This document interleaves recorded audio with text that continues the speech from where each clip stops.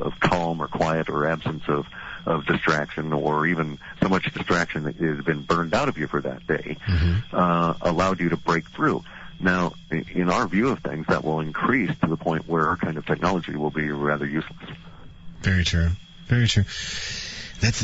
Again, that goes back to the whole... So really, why try and grow it? Why try and get more accurate? Universe provides me with interesting work. I'm not trying to, make money on it or beyond mere subsistence, and I've got other issues. Right. Well, on a collective consciousness level, though, I mean, for instance, the whole saying that, two heads are better than one. You got two psychic heads are better than one. You got, 20 million psychic heads all kind of collaborating on a message board with each other about what kind of, because even with psychics, whenever they have information that comes through, even though, like going back to my truck scenario, in my mind, I saw the vehicle being hit. And the accident actually happened. It was off. I mean, that was 1% of of my thought that was out of the realm of reality. But again, there was that 1% of flaw, and that we kind of see that with psychics. They say, okay, I'm seeing whatever, and there's a percentage that's just not 100% accurate. It's kind of fuzzy right there. So you got all these people that may be, let's say, all psychic. Proven psychics, but again, you have that fuzziness. All of them working together. Couldn't the bot technology? No, I think it would actually. I think it would actually go the reverse. The problem is that, in my understanding of it, and having done meditation for years and been a martial artist and so forth, I think it is the calmness, the absence of the intrusion of the mental noise that allows these things to be meaningful.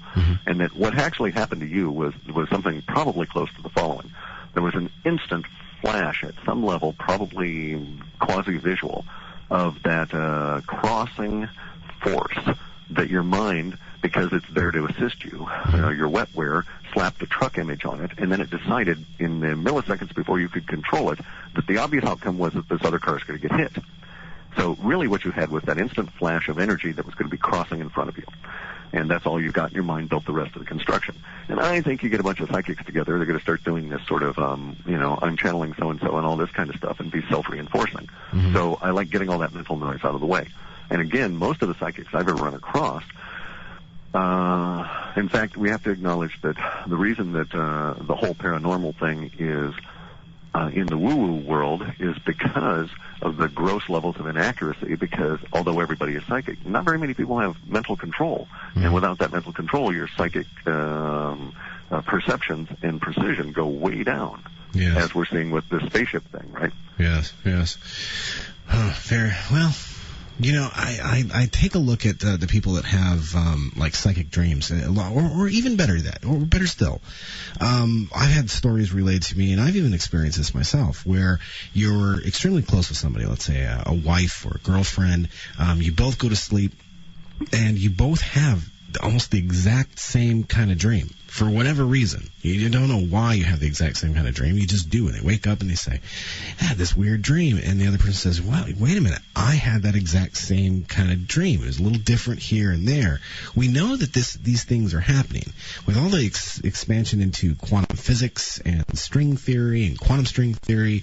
We're hopefully getting more answers to paranormal activity, to get the answers behind why this thing kind of happens. What are your thoughts on that? When people experience this, they never had it before, but they have this connection with someone who's close with them. There's a couple of different ways. Yeah, there's a couple of different ways that I would look at that instantly, and I like being skeptical and then working up from there to an acceptance. Right? I don't say belief because I don't want to impose my any kind of a projection on it. But look at it from this viewpoint.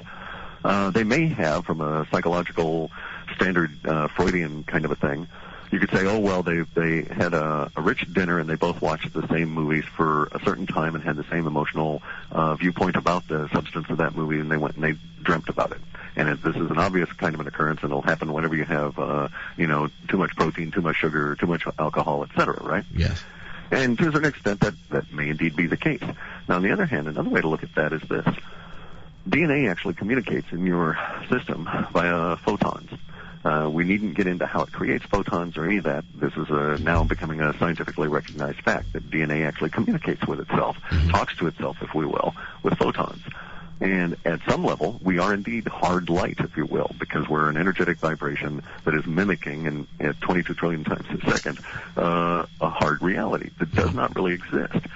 And so if we take that as a premise, then the two people lying next to each other in a similar state of entrainment, in the sense that they're both asleep, the mental noise has both gone down, and the universe is communicating with them at either one of them at an energetic level.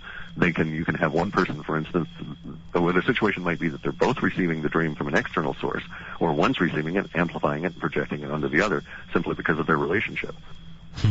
And I would accept that either of those is true. Either the psychiatric view of it is that, they both saw the same movie. But on another level, I don't think universe produces junk either in DNA or experience. Universe provides us exactly what we need.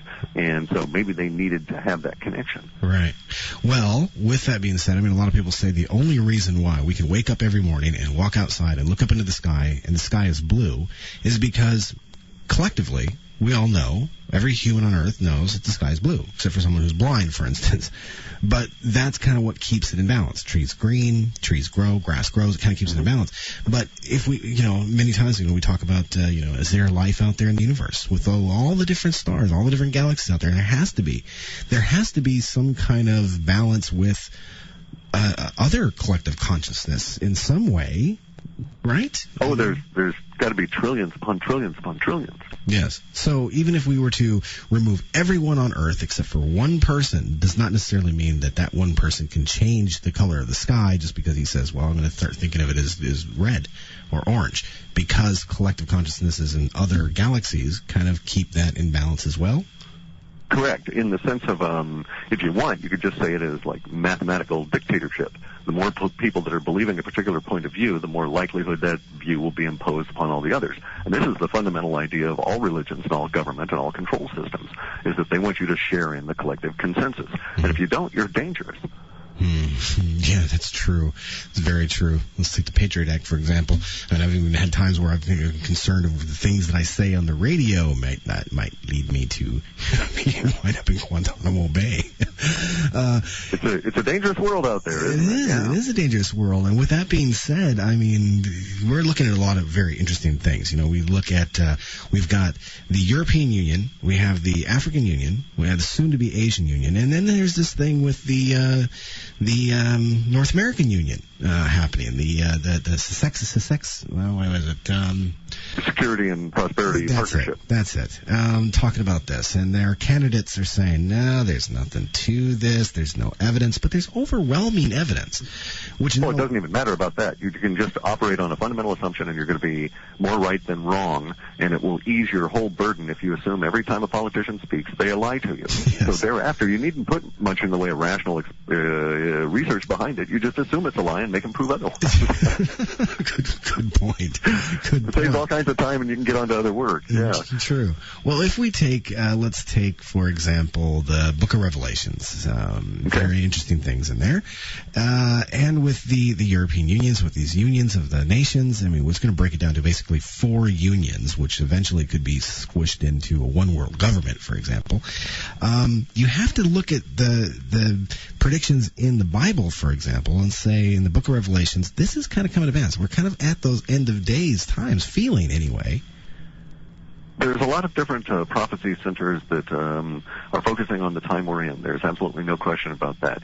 If we examine the cultural matrix that surrounds us as a whole on the planet within our species, we find that more often than not, those religious frameworks that operate within the cultures have some kind of an end-time scenario, and a lot of those end-time scenarios, an overwhelming majority of the ones I've examined, and others as well, seem to be focusing on these particular times now. Again, each and every one of those is a cultural precept and a filter trying to be imposed over a reality and force it into a particular framework. But we can take all of those frameworks and discard them and say something is occurring. There is certainly the case. And we can also apply general terms and say a rushing in of time, much more knowledge, et cetera, et cetera, et cetera. So I would agree that is the case, but I would dispute the outcome. Yes. I'm, being in the position that I am, talking with a wide variety of different people about everything from government conspiracies to the UFO aspect to ghosts to you name it, spiritualism, you name it. It's very interesting sitting in this chair because I get to see a particular landscape that is put before me. Maybe my feelings on things kind of get in the way, so I don't see things clearly enough. But I can honestly say that as I look around the world right now, despite what is being shown to me on TV, despite what I'm reading in the magazines and newspapers, I can just see that we are headed into a very, very troubling time that doesn't seem all that good. Boiling it down to normal Joe Schmo on the street, increased activity to make it look more and more like we're a police state throughout the country, and it just doesn't look good. And it concerns me, and I start thinking about my future. What do I need to do? Now, if I was in your particular situation where you're getting all this data and you're doing these forecasts in a sense, you're seeing things kind of in a before they happen scale, you must be seeing kind of the same thing, aren't you? I would agree that we're basically on the same emotional wavelength, that in that sense we're in sync, yes. And it can be very disturbing, extremely depressing, and I've gone through that. And hopefully I'm burning it through my system and taking proactive steps to counter that. But it also, to a certain extent, such a wide view does allow you the perspective of being less shocked by what comes up and being more prepared. And that's why, George, you and I go out and we talk to entertaining fellows like yourself, and we say, oh, by the way, lash everything down. December 12th, you may get a big earthquake. If it doesn't happen, well, that's great. And if it does, you got stuff lashed down and you're not injured. So, there are benefits to it. There's no question about that. And I'm sure that on a level of ethical risk, in the sense of karmic participation and harmonizing, the more of these ethical risks we take, the further out we get telling people, don't be disturbed, but for instance, they're trying to ram a one world government down through you, and by the way, they're going to crash your economic system, and your 401k won't be worth much, et cetera, et cetera. It gets a lot of people riled up now, and then they kind of calm down a bit. Then when the actual thing happens, they've had a chance to digest it ahead of time, and they're not trapped in the shock and awe of it, standing like deer in headlights. Yes. Well, we even have a situation with our energy, and I've often thought about, what do I need to do here, where I am in my studio now here in Texas? What can I do to kind of free myself from the power companies and just try to make my environment as self-sufficient as possible because of the economic, future and everything else that's coming down the pike. Have you done something like that? Sure, I've got solar panels. Oh boy, I'm there's a lot of people around here that would say, oh, he's, the Mr. Natural Survivalist kind of guy, right? Yes. I grind my own wheat. I've got a grow dome, a geodesic dome in the back that's 30 plus feet. I grow my own veggies. I've got building a nice little survival boat called a Sharpie, which is an American original design.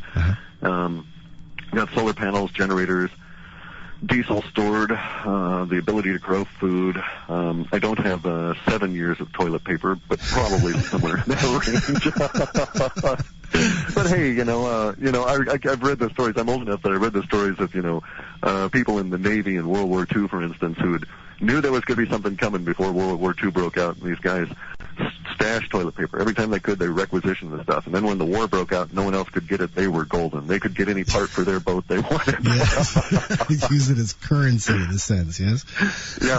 And we're getting to that. I mean, I don't mean to laugh, but everybody should be really prepared that the economic crisis has not even really started. The thing at the whole kind of has to be looked at. You hold your dollar. It's at the very bottom of a giant pyramid of debt that goes all the way up to this huge mountain of derivatives. And this giant pyramid of debt is falling over on top of all of us. And until we smell the last of those giant derivatives lying out there like giant lumps of dinosaur excrement, and they're all composted out, that the system won't be purged and the crisis won't be over. Yes. We have some specific indicators that it's going to get a lot worse in late November into early December, and